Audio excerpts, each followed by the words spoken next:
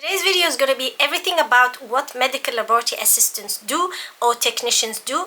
Based on my experience in the United Kingdom, is going to be about everything about their skills, what do they do, what are their duties, how important their role is, career progression, the work experience, life work balance, etc. So yes, hello everyone, welcome to my channel. Today's video is going to be about everything about what MLAs do or medical laboratory assistant, interchangeably with laboratory technician.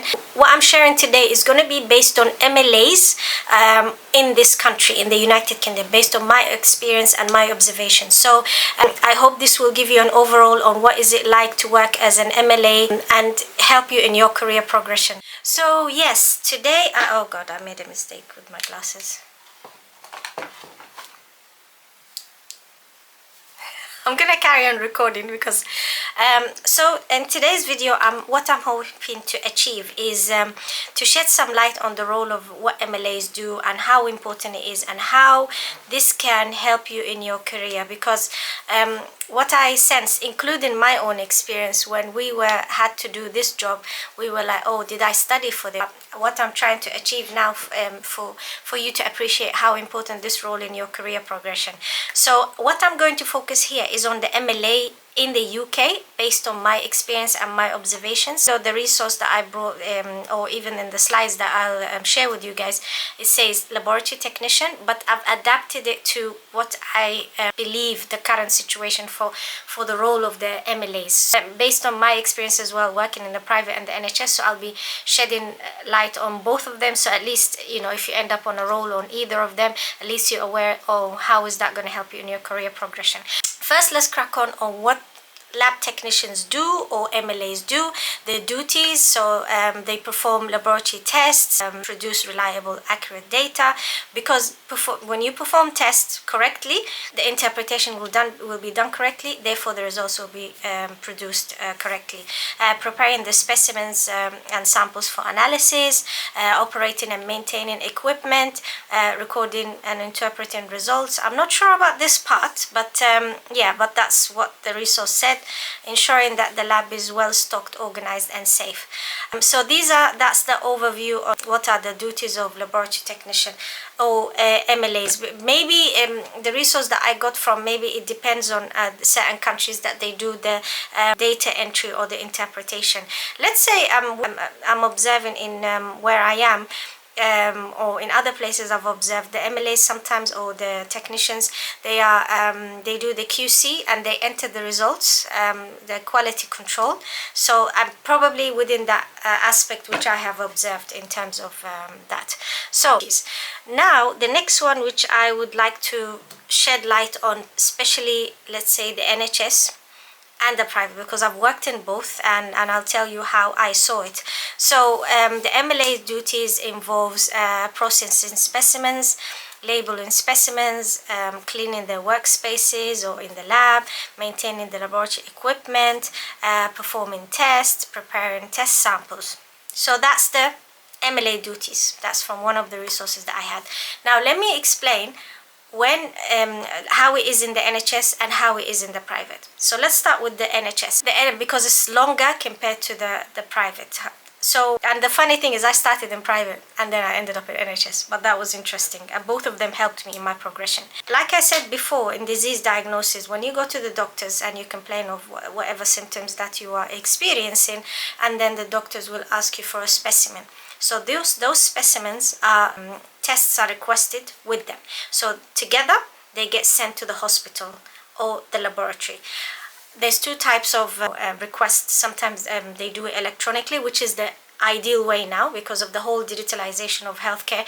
Everybody has to have access to it, whether doctors, whether anybody who's involved in the system professionally, and obviously the patient, they get the results at the end also electronically. So that's the whole picture of digitalization.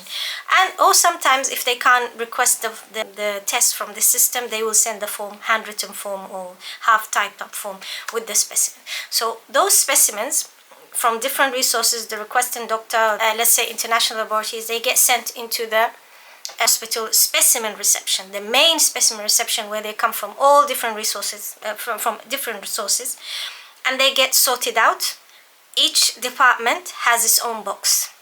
Let's let's say I'm in the microbiology, so the microbiology team or the MLAs, they'll come and collect those specimens that are already been put together for microbiology, and all type of samples, urine, swabs, everything except blood cultures. I think they get sent separately. Certain hospitals do that, I think, from what I've observed. No, yeah, there is a specimen, you know, urgent specimens, they get fast tracked or triaged, so that goes directly to the laboratory because they have to be processed urgently. Because let's say blood cultures, if the infection is in blood, that will kill the patient, because that's it, it's already in the system, it will go to the main organs and that will kill the patient. Once the team collect the specimens, they go to the specimen reception of the department. So see, the hospital has its own specimen reception for every department. The department has its own specimen reception. So the MLAs, what they will do, they will sort out the specimens, like urines separately, swabs separately, blood cultures obviously separately. Each sample type is done separately, and each sample type will be labeled up with its own labels, and then it will be booked in the system.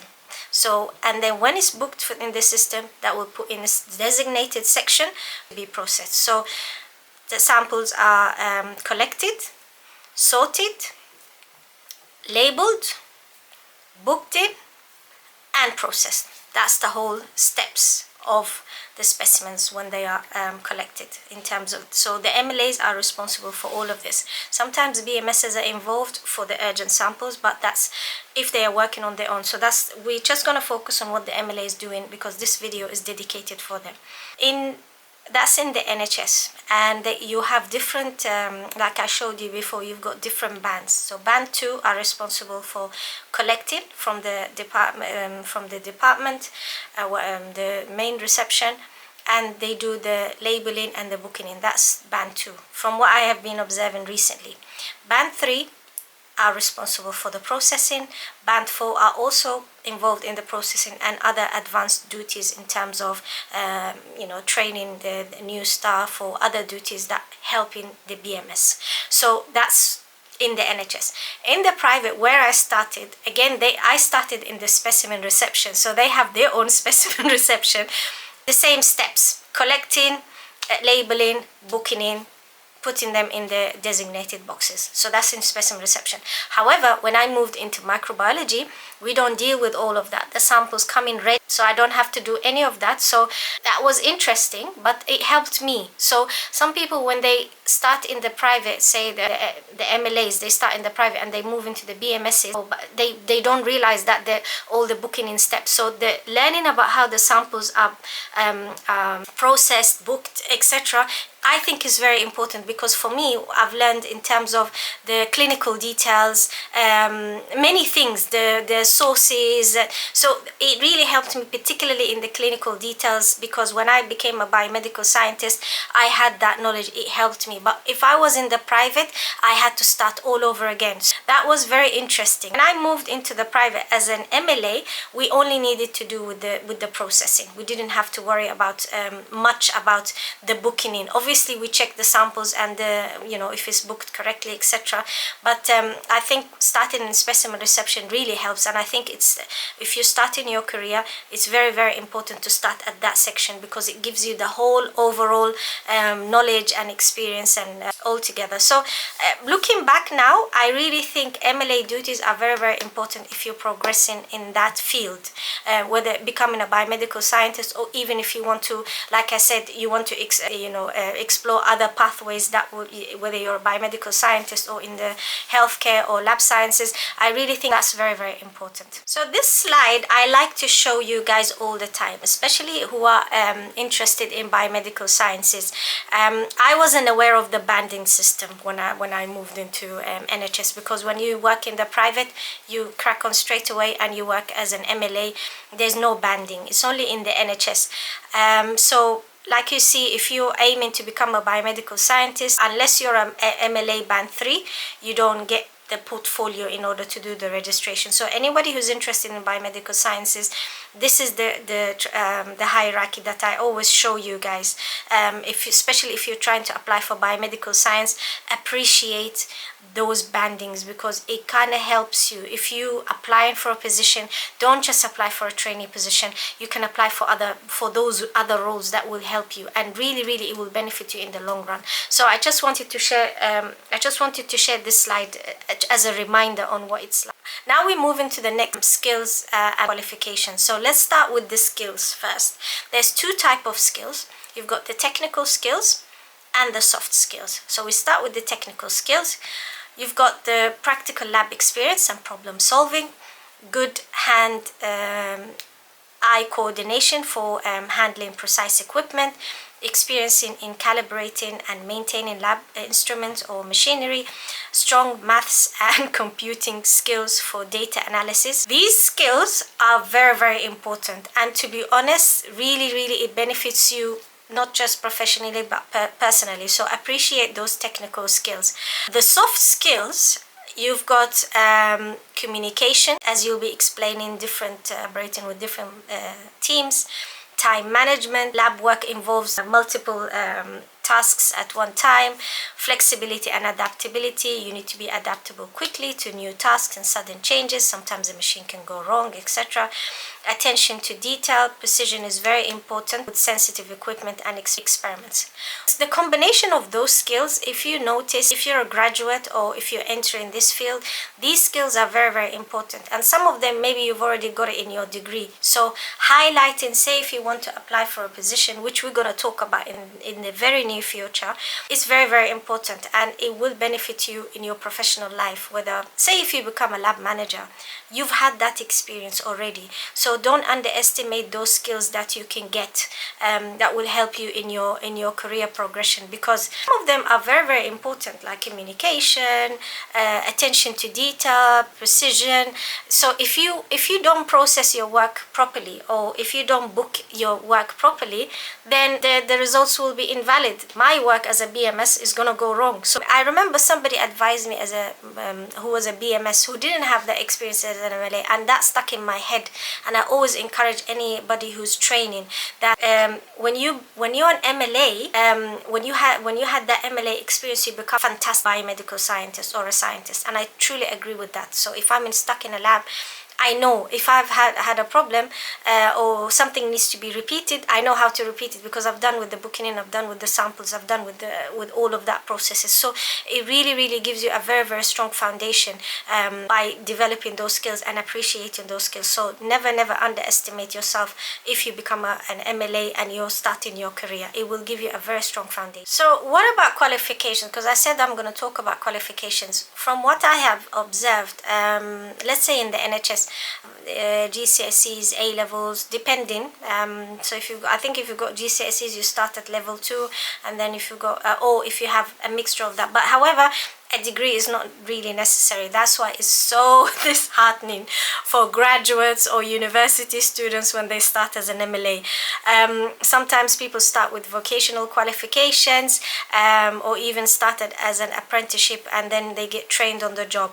Your dedication and learning in this field is growing, so it's not something that to underestimate. And plus, as I always say, it gives you a steady income. You've got a job at the end of the day, because what's the point if you're a graduate or you're a student and you don't have a job related to it? So at the end of the day, it's a good job and it puts food on the table. So don't underestimate becoming an MLA or starting your career as an MLA, because at the end of the day, it's still a good job and it's a steady job, and apparently it has its perks in the NHS. I know people who have been in the NHS for years. In the private, it's completely different. People progress quickly. Either they move into something else, or they become a biomedical scientist, or they progress. But in the NHS, apparently is much more comfortable, so people do stay in the position for some time. So it's quite interesting. And that moves us into the next section, which is career progression.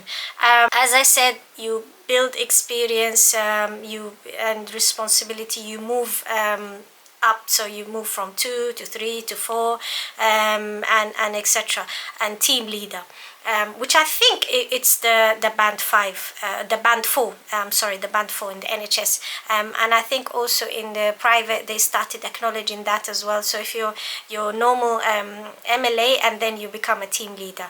But in cases I've seen, I think in specimen reception is different. They do become a laboratory manager, the specimen reception manager.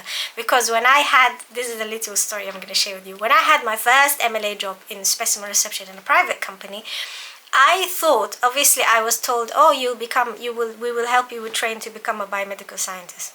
Okay, but then later on I realized that wasn't the case, and most of my colleagues had the same situation. But then later on I realized the lab manager was not even a qualified biomedical scientist, graduate and everything, but was not a qualified biomedical scientist. So I think in specimen reception there is exception. You can be a team leader, band 4, and you can become a manager of that section. So maybe in this, I'm not sure, guys, comment and let me know, because my knowledge in that I'm only sharing from experience, and 2 individuals that or 3 individuals I've seen who became a specimen reception manager, even though they're not qualified biomedical scientists. So it seems like you climb the ladder, and you start developing yourself professionally, in terms of seniority. You become, you're an MLA, you climb, you build experience, and whatever certifications you take, and then you become a team leader, and then you become a lab manager. That's my observation. I could be wrong, because again, my aim was just to become a biomedical scientist. What I'm trying to highlight in this video is for you to appreciate how is this going to help you in your progression. Or let's say you're trying to apply for a job in order to start your career. At least now you've got a background on what is it like, what are the skills, and so on. So let's go to salary expectation. This might not be relevant by the time you watch this video, but I've used it from from the resource that I had, and I can relate to some of them.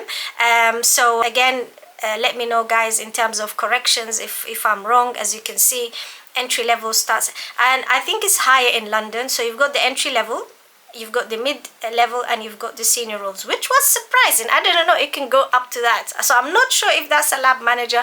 I really don't know. So maybe that's the technician's level. I'm not sure, but this is how it is. At least you know what it's like. But I've never been above, let's say, mid-level, but that was in the private sector. So at that time the salaries were very high. Microbiology was a very attractive department to work at, because it didn't have it was Monday to Friday. It didn't have weekends that time, which we're going to talk about in the next section. It didn't have weekends, holidays, etc. So at that time it was fantastic, and the pay was amazing. I had an amazing time. And then at that time I was working night shift as well, so the money was better slightly, but in terms of lifestyle it was better, but which we're going to talk about now. So that moves me into the next section, the work environment and the work-life balance. So like working in healthcare is essential. So but in terms of MLAs, yes, the standard hours are 37.5 or 37. Let's say first let's go into the work environment, which I wanted to elaborate on. You wearing protective clothing, you're responsible for ensuring how everything is safe, you're not taking any hazards. They don't deal much with category 3. Category 3, that's solely for biomedical scientists. So depending on your industry, and also you'll be walking out of the lab to other departments for collections and stuff, so you will be communicating with others. So that's the work environment. However, it's a bit stressful. It can be very demanding, because you're dealing with all the processing. It's much more tiring. I find it these days is very, very tiring. It's physical. There's certain tasks that I never liked, such as the autoclave, and the plates, they get incinerated and discarded according to health and safety. I was very lucky. We just used to be in disposable bins, and they get taken care of.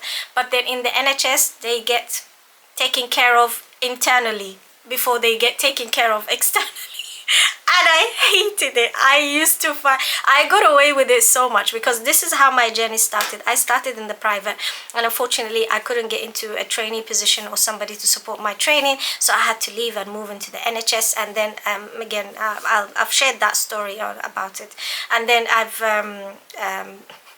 and then I moved to the NHS, and that was part of the band 2s. I was a band 3, but then they extended, you know, they wanted most of the team. There was short of staff, there was so many things that I had to do the autoclave, and I hated it. However, it's interesting because you need to know how the processes are done. So it's not my favorite, but it gave me the background on what it's like. So if there's, let's say, if there's any communication I need to do with assistants, I know their psychology, I know what they're going through, I can understand how, you know, I can communicate better, let's say. So it's very, very good to start from the bottom. Like they say in hotels, the hotel owners, they started from washing dishes, so it's quite similar to that. I'm sorry if that is offending, but it's nothing wrong with that. It's good to start from the basic, because once you become a leader, you know how to act in a way that's helping everybody. So that's the life environment. In terms of the work-life balance or the work itself, it's shift-based now. Now things have changed. It's 24/7. You have, you know, you do, let's say, it varies from one trust to another. Some trusts, they do 1 week early, 1 week late. Some trusts do the 3 days, 12 hours.